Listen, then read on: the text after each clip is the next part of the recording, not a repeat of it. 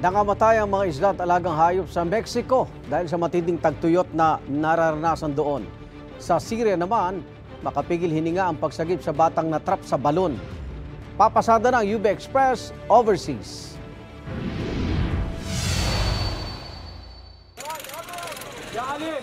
Nagkakagulo at nagmamadali ang mga miyembro ng Syrian Civil Defense Organization na White Helmets. Isang bata kasi ang natrap sa loob ng isang balon sa syudad ng Idlib.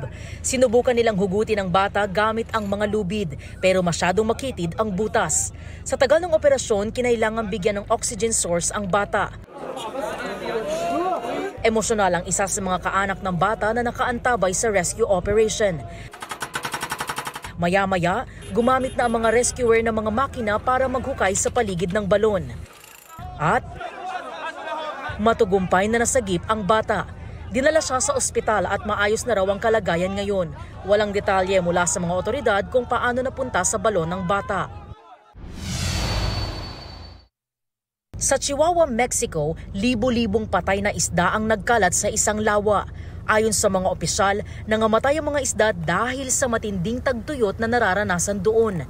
Nagmadali ang mga otoridad na balutin sa apog ang mga patay na isda. Pinangangambahan kasi na makakaapekto ito sa kalusugan ng mga tao.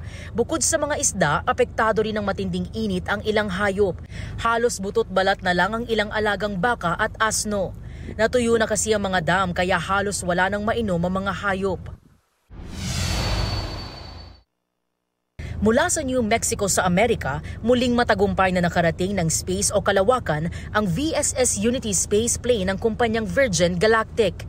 Ito ang ikapitong commercial space flight ng Unity, sakay ang 4 na turista mula Turkey, Amerika at Italy. Enjoy naman ang space tourists sa napakagandang view ng Earth mula sa outer space. Nagdaos din ang experimentang space mission na tumagal ng mahigit 1 oras bago bumalik sa New Mexico. Ito ang unang balita. EJ Gomez para sa GMA Integrated News. Igan, mauna ka sa mga balita. Mag-subscribe sa GMA Integrated News sa YouTube. Sa mga kapuso abroad, subaybayan nyo kami sa GMA Pinoy TV at sa www.gmanews.tv.